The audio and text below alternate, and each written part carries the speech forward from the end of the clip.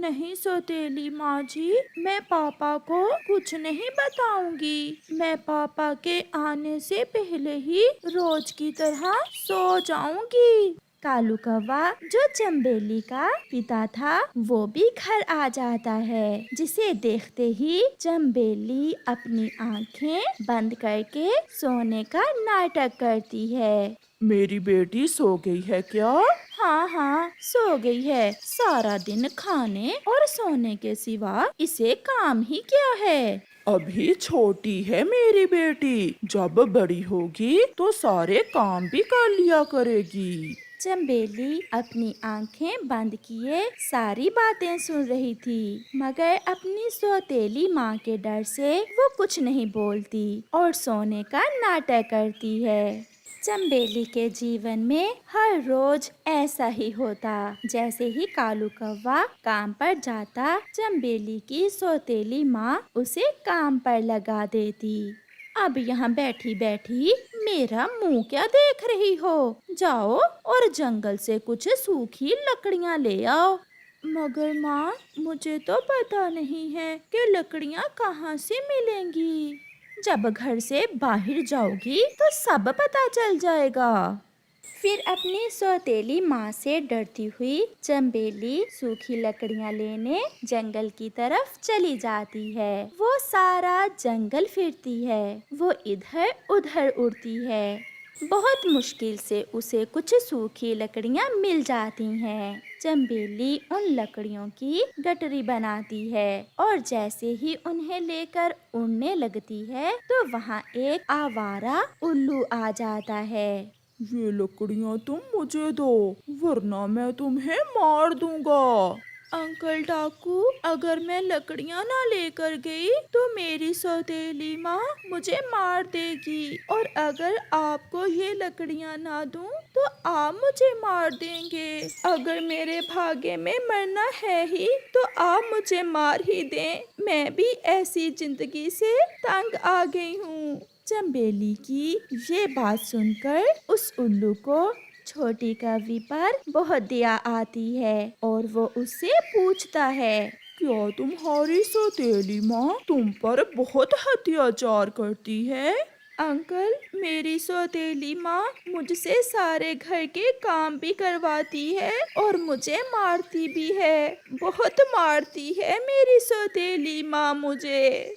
बेटी, मैं आया तो तुमसे तुम्हारी लकड़ियाँ छीनने था, मगर तुम्हारा दुख देखकर मुझे तुम पर बहुत दया आई है। अगर तुम चाहो तो तुम मेरे साथ मेरे घर आ सकती हो। तुम्हारी चाची तुम्हारा बहुत ख्याल रखेगी, वो तुम्हें अपनी बेटी बनाकर रखेगी। चंबेली भी अब वापस घर नहीं जाना चाहती थी, इसलिए वो उस उल्लू के साथ चली जाती है। पत्नी जी, कहाँ हो? जल्दी आओ, देखो तो आज मेरे साथ कौन आया है। कवि, ये छोटी कवि कौन है और तुम क्यों इसे किडनैप करके यहाँ ले आए हो? किडनैप नहीं करके लाया, अब ये हमेशा हमारे साथ इसी घर में रहेगी। पहली बार जिंदगी में मैंने कोई अच्छा काम किया है। मेरी सौतेली माँ मुझे बहुत मारती है, इसलिए अंकल डाकू मुझे यहाँ ले आए हैं। ये मुझे जंगल में मिली थी, बेचारी बहुत दुखी है। फिर उल्लू की पत्नी चंबेली को अपने गले से लगा लेती है। अब तुम मेरी बेटी बनकर मेरे साथ रहोगी। बेटी, तुम चिंता ना करो, यहाँ आपको सब कुछ मिलेगा।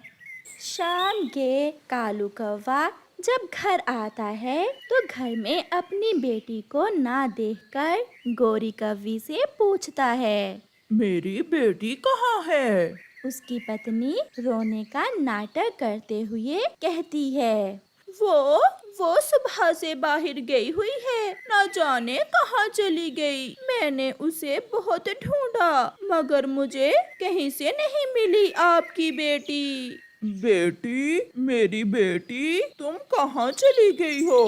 मैं कहाँ से अपनी बेटी को ढूंढूंगा? कालू कौवा ऐसे रोने लग जाता है। ऐसे ही कुछ दिन गुजर जाते हैं। चंबेली भी उल्लुओं के परिवार के साथ खुशी का जीवन गुजारने लगती है। वो अपने सारे दुख भूल जाती है। उसकी उल्लू माँ उसे अच्छे अच्छे भोजन देती, उसे अपने साथ सैर करने लेकर जाती, वो उसे बहुत खुश रखती थी। एक दिन गोरी कौवी अपनी माँ से मिलने दूसरे जंगल जा रही थी कि रास्ते में तेज हवा के साथ बारिश शुरू हो जाती है। गोरी कौवी बारिश से रुकने के लिए एक पेड़ के नीचे बैठ जाती है। ये बारिश भी अभी आनी थी, अब मैं कहाँ जाऊँ? माँ का घर तो अभी काफी दूर है। गोरी कौवी बैठी ऐसे खुद से बातें कर रही थी कि ऊपर से सूखे पेड़ की एक डाल टूटकर गोरी कौवी के ऊपर गिर जाती है और गोरी कौवी उस सूखी डाल के नीचे दब जाती है। वो मदद के लिए गुहार लगाती है, बचाओ बचाओ, कोई मुझे बचाओ, कोई मेरी मदद करे। माँ, ये आवाज तो मेरी सुनी सुनी है। ये जरूर कोई मेरे जानने वाला है। बेटी, बारिश तेज है। ऐसी बारिश में शायद कोई पक्षी किसी मुसीबत में होगा। हम उल्लू पक्षी अपने काम से काम रखते हैं, हम ऐसे किसी की मदद नहीं करते। मगर माँ, मेरे लिए, अपनी बेटी के लिए मेरे साथ चलें। आवाज फिर से आती है, बचाओ, मैं मर रही हूँ, कोई मेरी मदद करे। फिर चंबेली अपनी उल्लू माँ को साथ लेकर आवाज की दिशा में जाती है। थोड़ी ही दूर चंबेली की नजर अपनी सौतेली माँ गोरी कौवी पर जाती है, जो एक बड़ी डाल के नीचे दबी हुई थी। चंबेली अपनी उल्लू माँ के साथ वहाँ पहुँच जाती है। गोरी कौवी अपनी सौतेली बेटी चंबेली को पहचान लेती है और वो डर जाती है। तुम चंबेली हो क्या? तुम जिंदा हो? हाँ माँ, हाँ, मैं जिंदा हूँ। आपने तो सोचा होगा कि मैं मर गई होंगी। ये देखें, अगर ऊपर वाले ने मेरी सगी माँ ली तो उसकी जगह मुझे नई माँ दे दी। चंबेली, क्या ये कौवी तुम्हारी सौतेली माँ है? हाँ माँ, यही है मेरी सौतेली माँ। तो फिर चलो बेटी, मरने दो इसे यहीं। इसकी सजा यही है कि ये यहाँ तड़प तड़प कर मरे। मुझे माफ कर दो बेटी, मैंने तुम पर बहुत अत्याचार किया।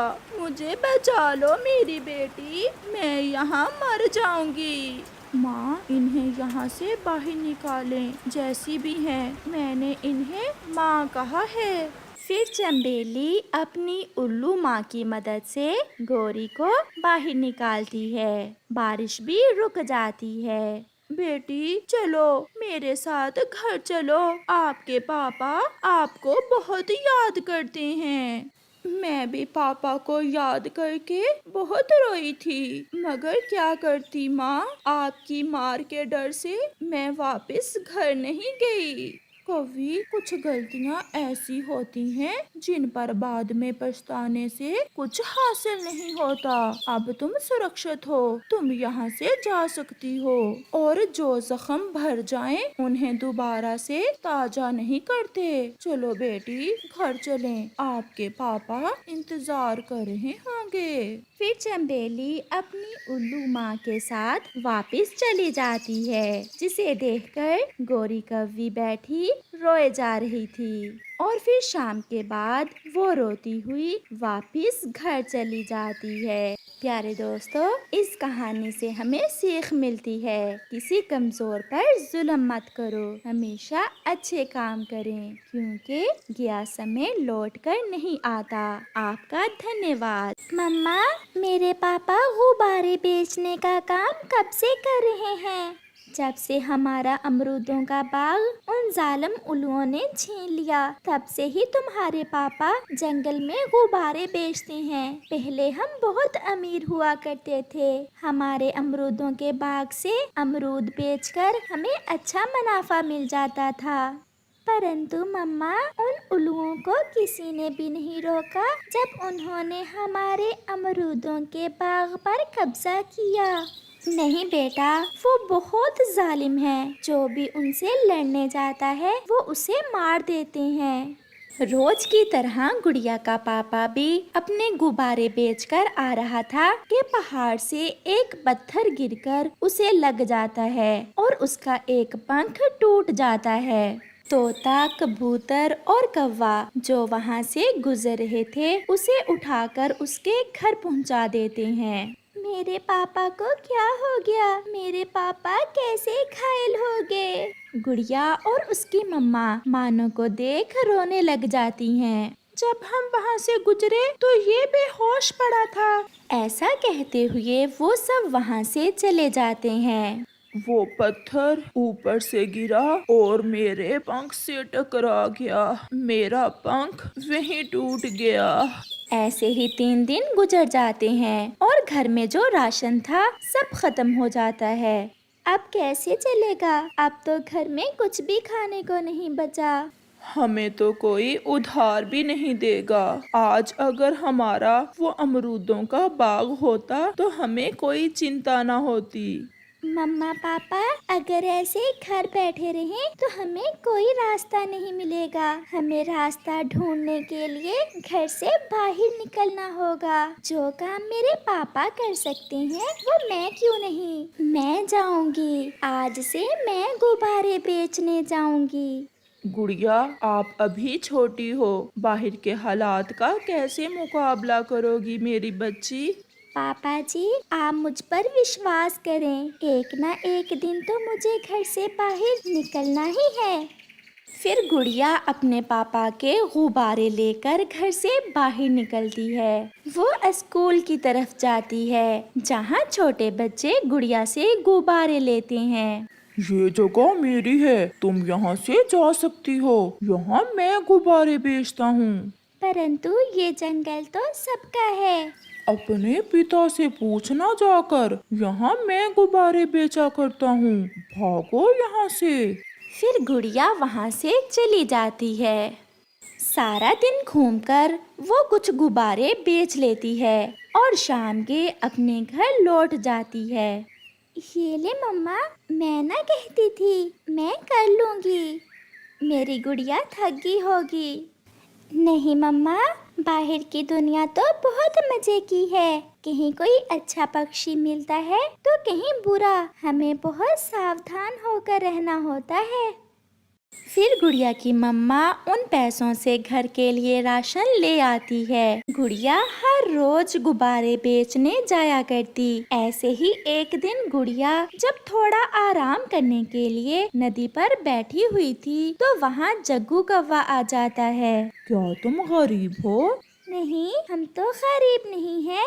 तो फिर कमजोर हो। मेरी मम्मा ने मुझे बताया कि तुम्हारे पापा का अमरूदों का बाग था जो उल्लुओं ने छीन लिया और तुम्हारे पापा कुछ न कर सके। तुम यहाँ से जा सकते हो, मुझे आराम करने दो। फिर मैंने अपने काम पर भी जाना है। जाता हूँ, पहले तुम्हें थोड़ा सा तंग तो कर लूं।